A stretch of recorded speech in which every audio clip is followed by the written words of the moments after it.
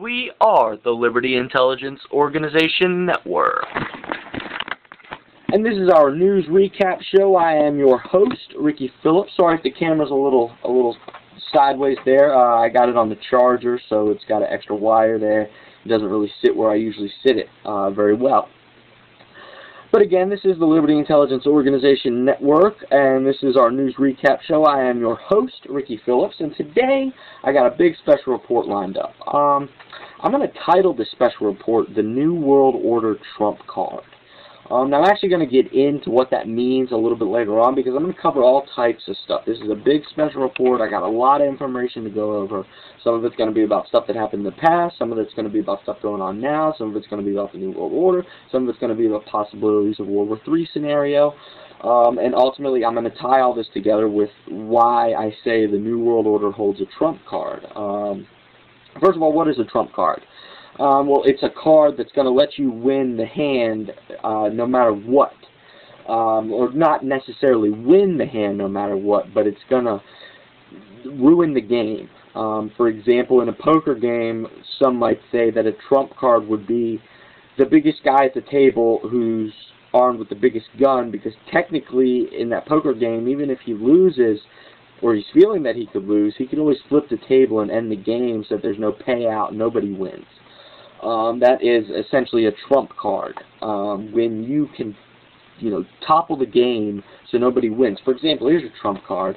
You're playing a video game with somebody, and you're closer to the plug for the video game console than they are. You hold a trump card. If you're losing in the video game and you don't want to take that loss or whatever, just unplug the system and boom, nobody wins the game. So technically you didn't lose because you had that trump card. Well, the New World Order holds a trump card too. They actually hold a number of different trump cards for getting out of scenarios or making sure their enemies do not win. We are their enemies. The truth, liberty movement, anybody who promotes truth, anybody who talks about liberty or promotes liberty or tries to teach people about these things and really tries to expose tyranny, we're the enemies of the New World Order. So when they use their trump card, it's to make sure that we don't beat them. Now, before I go into talking about what their trump card really is, I just want to talk about one thing that I learned about recently in a connection to something that the New World Order, it emphasizes one of their trump cards. And one of the New World Order's trump cards is violence, instigation of violence. So we're going to have to go back in time here. We're going to have to hop in a time machine and go back in time to the 1960s, the early 1960s. And I'm going to talk about a man named John Fitzgerald Kennedy, JFK. He was the President of the United States in the early 60s.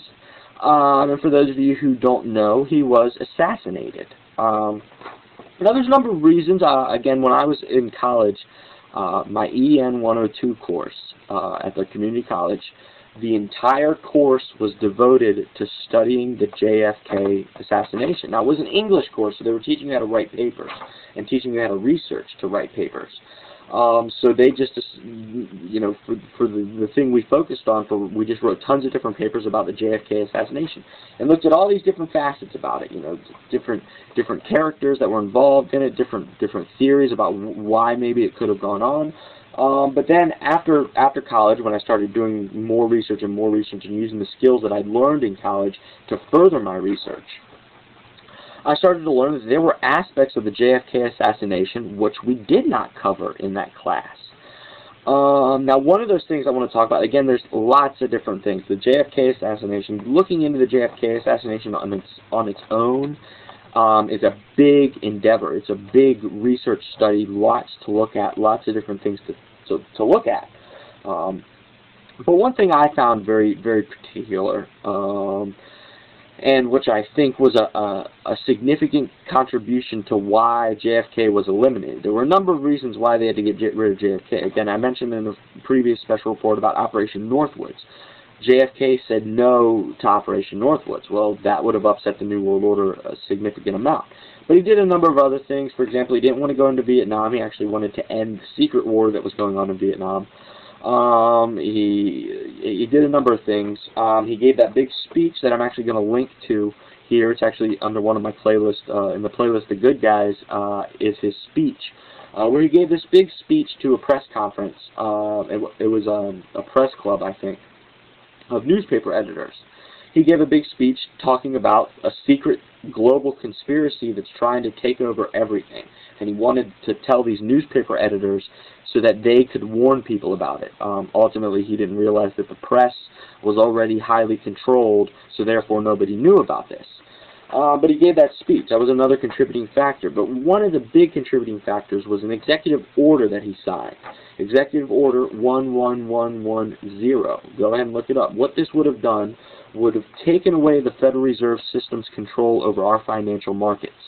Again, if you remember, in 1913, the Federal Reserve was established. The Federal Reserve System gained control over issuance of our currency within the United States of America.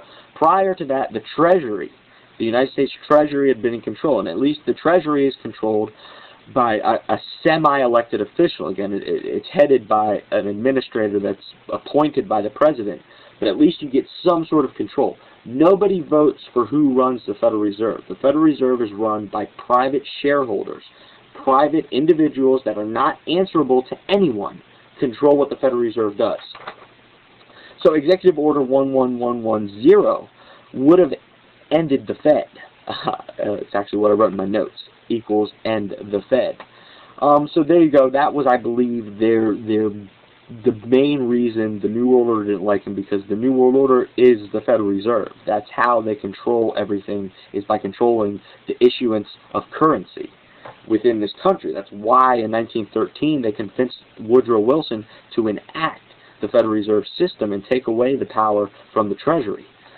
I'm not really sure what the Treasury does anymore other than serve as a figurehead. But I guess there's a lot of positions within the government of just figureheads to make us feel better.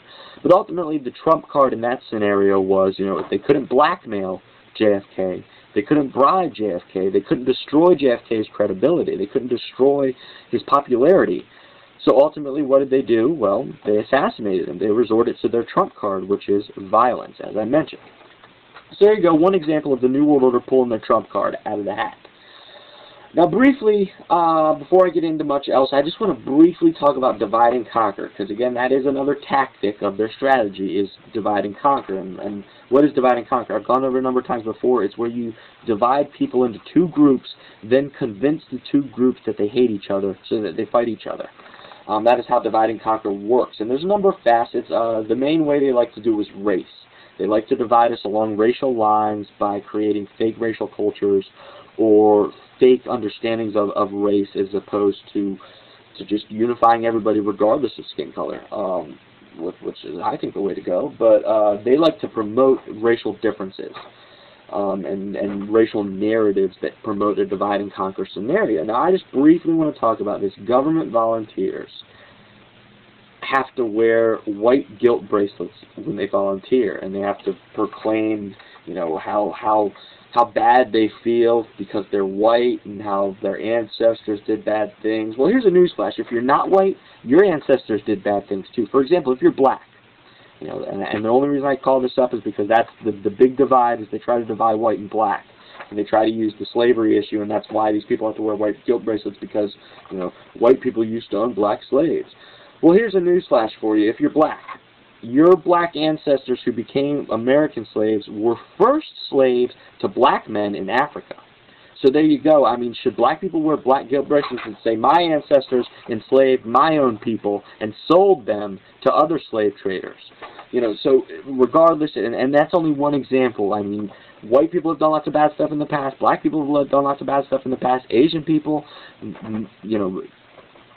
Middle Easterners, Native Americans, indigenous people of Australia, indigenous people of South America, every culture past, there's blemishes. Regardless of your skin color, regardless of your culture, your people in the past have done some sort of evil, malicious act. So forcing people to claim ownership for what has been occurring in the past, like, I've never had any slaves. I have no guilt because of my skin color. It's irrelevant, but they create this narrative that gets people into this mindset so they can promote divide and conquer on whatever lines they want. This one happens to be a racial divide. And again, they do it with other things. They can do it within an industry. For example, within hip-hop, they can create divide and conquer. And they do it. Again, look at the Nas and Biggie, beef. That was to create divide and conquer within the people who follow the hip-hop industry. And again, they did it again with Jay-Z and Nas. And even at the end, Jay-Z and Nas ended their beef. And they even said, it was only to gain publicity for ourselves. It's not like there was any real beef. It's just a game that they play to influence the people that watch them, the people that follow them. So you have to understand that. Now, I mentioned this is a bigger thing, and again, that divide and conquer isn't really part of the New World Order trump card, but it's through divide and conquer that they instigate violence between the two groups that they've divided and are intending to conquer. They use that to instigate violence, which, of course, the instigation of violence is their trump card, turning things into, violence, murder, death. That is their trump card. Now, briefly, I want to switch gears here, because a lot of people like to say, the New World Order is not real, there's no way it's real, there's no way it's real. So this part of the special report is specifically for you people out there who don't think the New World Order is real. And I try to steer away from the words belief. Because when you believe something, it's like maybe it's real, maybe it's not, but you don't have a choice to believe in things that are real. And a lot of people can't get this. A lot of people just don't understand that. Like, you can believe that grass is blue, but in actuality, grass is green. So no matter what you believe, the truth of the matter is it's green. So, the New World Order is real. I don't care if you believe in it or not. It's real, all right? The moon is real. Whether you believe that the moon exists or not, it is irrelevant. The moon is real. You can believe in it or not. It doesn't change anything. It's there. So here's the deal with the New World Order. I gathered together clips of multiple important, influential political and media people calling for a New World Order. I'm just going to go through the list. I got George H.W. Bush. I got Bill Clinton. I got Hillary Clinton. I got Walter Cronkite. I got George W. Bush. I got Barack Obama. I got Henry Kissinger. I got Pope Benedict. And I got Biden. Vice President Joe Biden. I got clips for you to see all of those people making calls for a New World Order. They're saying it. I'm not putting that word in their mouth. They're going to say it, and you should go ahead and check out those links. Now what I want to really get into is what I think the New World Order's trump card is in today. Again, I mentioned the trump card for Kennedy was ultimately assassination. We couldn't bribe him, couldn't blackmail him, so ultimately they had to resort to violence and kill him, assassinate him. Well, their trump card for today it's a little bit trickier, because their trump card is to unleash World War III. That is ultimately the trump card they will pull. Now, when I was originally writing these notes up, the whole North Korea thing was going on. North Korea was moving nuclear missiles. They were making claims they were going to nuke Tokyo. They were going to hit the U.S. They were doing all this saber rattling is what it's called. They were saber rattling. And so I looked at it and said, okay, well, if the New World Order ever feels like they're about to lose, if the New World Order ever feels threatened, and that's what North Korea serves as. It's a part of the trump card, because they control parts of China, and China controls parts of North Korea, so through manipulation, they could ultimately get North Korea to do something that would instigate a larger war, like launch a nuclear weapon at Tokyo. Just for example, so when they make threats like this, no matter where it's coming from, it's the New World Order pulling out the trump card. They're not necessarily throwing the trump card down, but they're pulling it out because they feel threatened. Something is threatening their control, and they're saying, we'll use it, we'll do it, we'll start World War III if you keep this up. So they pulled it out. Then the Boston bombing happened, and the whole North Korea thing stopped. He stopped making his announcements, whatever. But I just like to point that out there, that is the trump card. When they feel like they're losing enough, they hold the nuclear launch codes. They can launch the nukes from multiple countries. They can instigate a scenario which will bring about a World War III. Now, that doesn't necessarily mean they win. It's not like they win when they start World War III. That doesn't mean the New World Order wins. That's the New World Order, ending the game without a winner. They're making sure nobody wins. They're making sure they don't get defeated by destroying the chessboard. Again, it's like you're playing chess with somebody, you're about to get checkmate, so they flip the table over and they say, oh, I guess no one wins now. You know, that is the trump card that the New World Order globalists will pull if they feel they have to. So I just wanted to point that out to people. And then, you know, since this was such a big special report and I covered a lot of information, I kind of feel a little bit bad because I usually like to do short, you know, brief things, but I had all this written down as one full special report. But briefly here to end it, a little bit of history about the Department of Homeland Security. The Department of Homeland Security. For those of you who aren't aware, the Department of Homeland Security, first of all, it was in documentation prior to 9/11. They had already planned on creating this sort of Homeland Security home defense force. They just needed a reason for it, so there you go. If you wonder, one of the reasons they did 9/11 was to bring about this agenda of creating a Department of Homeland Security. Again, there was a number of reasons. Just like with the Boston bombing, I'll be going into that later. There's always a number of reasons when they do big false flag staged attacks. There's a number of reasons they do it. It's not just like they did it for one thing. They did it to do a number of things. They felt it would be progressive in their agenda for a number of different strategies and tactics. The Department of Homeland Security, just real briefly, a little bit of history, was established. Who do you think they got to create the Department of Homeland Security? Who was going to set it up? You know, well, if you wanted to get a local defense force that would control the population, who would you want to do it? Well, they turned to the best. A German Stasi and a former KGB officer. That's who they got to help them set up the Department of Homeland Security. Was a guy who ran KGB and a guy who ran secret police in East Germany. You know, it's like a police state. We got a guy who already ran a police state to help us build our new police state. So there you go. Again, I covered a bunch of stuff. JFK, Executive Order 11110, and ultimately led to his assassination. A little bit about white guilt bracelets and how that plays in to divide and conquer. The calls for a new world order by all these different prominent people. And then a little bit of an explanation about their trump cards, how the New World Order does hold special little cards they can pull out, which don't necessarily bring them the win, but they disrupt the game so that nobody can win.